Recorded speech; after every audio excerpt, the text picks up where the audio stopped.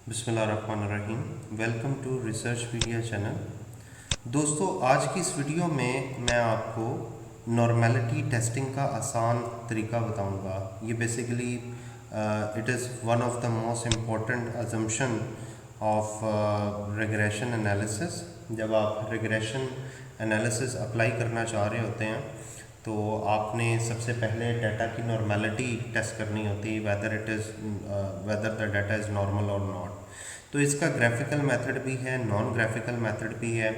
Graphical method में हम bell shaped curve और प्लॉटिंग के ज़रिए पता चलाते हैं, और नॉन ग्राफिकल मेथड में एक टेस्ट जो है वो अप्लाई किया जाता है। अगर वो नॉन सिग्निफिकेंट आ जाए वो टेस्ट, तो ये कंसिडर किया जाता है कि आपका डाटा नॉर्मल है। और अगर वो सिग्निफिकेंट आ जाए, मींस उसकी वैल्यू जो है पी वैल्यू वो 0.05 से कम आ जाए, तो हम ये समझते हैं कि डाटा नॉर्मल नहीं है। तो आए आज हम इसका मेथड सीखते हैं कि डाटा की नॉर्मेलिटी को टेस्ट कैसे किया जाता है। याद रखिएगा कि नॉर्मेलिटी जब भी टेस्ट करनी है तो डिपेंडेंट वेरिएबल के ऊपर टेस्ट होनी है, यानी जो आपने एवरेज बेसिस पे डिपेंडेंट वेरिएबल कंप्यूट किया हुआ है उसके ऊपर आपने नॉर्मेलिटी की टेस्टिंग करनी है। ये कभी भी इंडिपेंडेंट वेरिएबल पे नहीं करते हैं, सिर्फ डिपेंडेंट वेरिएबल।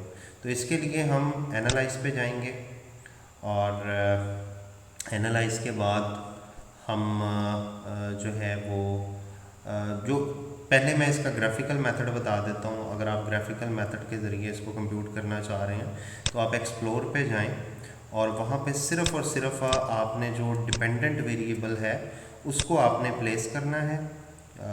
यहाँ पर प्रोजेक्ट सक्सेस के नाम से डिपेंडेंट वेरिएबल है। स्टैटिस्टिक्स में जाएं, यहाँ से आपने किसी भी ऑप्शन को क्लिक नहीं करना। प्लॉटिंग में आपने जाकर हिस्टोग्राम और नॉर्मेलिटी प्लॉट विद टेस्ट, इसको आपने क्लिक कर देना है। कंटिन्यू का बटन दबाना है। ऑप्शंस में आपने किसी को नहीं छेड़ना, और ओके का बटन दबाना है।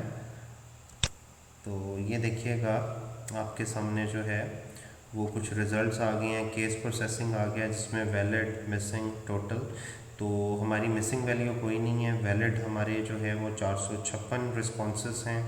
ठीक है, इसके अलावा आपको कुछ समरी स्टैटिस्टिक्स भी नज़र आ रहे हैं that are not important for us.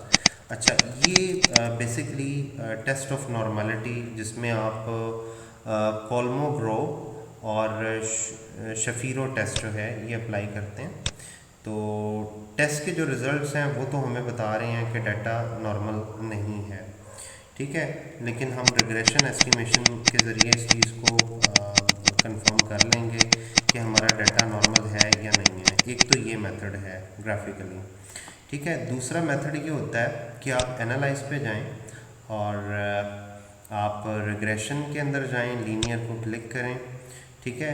You need to test the normality. तो यहाँ पे भी ये बेसिकली नॉर्मेलिटी को टेस्ट करेगा बेस्ड ऑन रिग्रेशन। और स्टैटिस्टिक्स में आपने जाकर जो है वो किसी ऑप्शन को फ़िलहाल क्लिक नहीं करना, ठीक है। प्लॉट्स में जब आप जाएंगे तो यहाँ पर हिस्टोग्राम, नॉर्मल, प्रोबेबिलिटी प्लॉट, इन्हें आप क्लिक कर लें, ठीक है, और कंटिन्यू का बटन दबाएं। और उसके बाद ऑप्शंस में हम चेक कर लेते हैं जी। ऑप्शन में हमने किसी को क्लिक नहीं करना, ओके का बटन प्रेस करना है। और ये देखिएगा पहले आपको रिग्रेशन के रिज़ल्ट्स वो शो करेगा, और रिग्रेशन के रिज़ल्ट्स के बाद आपको ये जो हम जिसको हम बेल शेप्ड कर्व कहते हैं ये वो शो करेगा। तो बेसिकली पहले इसको हमने पिक करना है, बेल शेप्ड कर्व को। ये क्योंकि बेल के अंदर ही ज़्यादातर आपके जो बार्स हैं वो बेल के अंदर आ रहे हैं, इसलिए हम यहाँ पर ये अज्यूम करते हैं कि जो आपका डाटा है वो नॉर्मल है, ठीक है। और इसे हम ले आते हैं जी यहाँ पर रिपोर्टिंग पर्पस के लिए।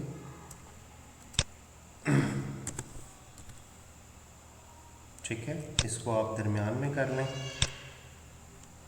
और इसके ऊपर या नीचे, बेसिकली तो नीचे मेंशन किया जाता है, इसको आप फिगर का नाम दे दें, लाइक फॉर एग्जांपल अगर ये पहला फिगर है तो figure 1 testing normality using bell shaped curve. ठीक है जी। तो क्योंकि बेल के अंदर ज़्यादातर बार्स आ रही हैं लिहाजा हम इसको नॉर्मल कहेंगे, लेकिन बहरहाल कुछ बार्स जो हैं वो थोड़ा सा हटके हैं, तो हम ये कह सकते हैं कि थोड़ा बहुत नॉर्मेलिटी का इशू है यहाँ पे। फर्दर कंफर्मेशन हम इस नॉर्मल प्लॉट के ज़रिए भी पता चला सकते हैं। इसको भी अगर आप देखें तो ये नॉर्मल जो प्लॉट है इसकी कुछ लाइंस जो हैं वो टूटी हुई हैं, मतलब ये कंटिन्यू लाइन होनी चाहिए, ये बहरहाल टूटी हुई हैं कुछ लाइंस इसकी। तो इसको दरमियान में ले आते हैं, यहाँ पे इसको फॉर एग्ज़ाम्पल फिगर 2 का नाम दे देते हैं नॉर्मल प्लॉट्स। अच्छा जी, इसकी खासियत ये होती है कि ये जो आपकी डॉट्स आपको नज़र आ रही हैं, जितने ज़्यादा डॉट्स आपके लाइन के साथ होंगे उतना ज़्यादा आपका डाटा नॉर्मल भी होगा और उतनी ही हेट्रोस्केडास्टिसिटी का इशू नहीं होगा। तो यहाँ पे बहरहाल हेट्रोस्केडास्टिसिटी का इशू नज़र आ रहा है, नॉर्मेलिटी है लेकिन बहुत कम है यहाँ पे। ठीक है, तो ये इस तरीके से आप नॉर्मेलिटी जो है वो पता चला सकते हैं। तो उम्मीद करता हूँ कि आपको वीडियो समझ आई होगी, कॉन्सेप्ट समझ आया होगा। मज़ीद वीडियोस के लिए चैनल को लाइक और कमेंट ज़रूर कीजिएगा। बहुत शुक्रिया।